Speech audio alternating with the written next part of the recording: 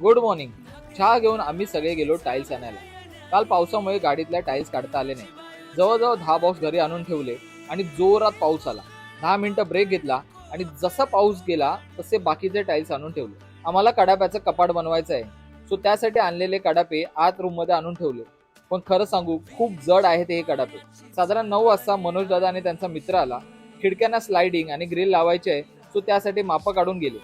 नाश्त्यामध्ये आज मुगाची उसळ आणि भाकरी खाल्ली आणि सगळे परत कामाला लागले.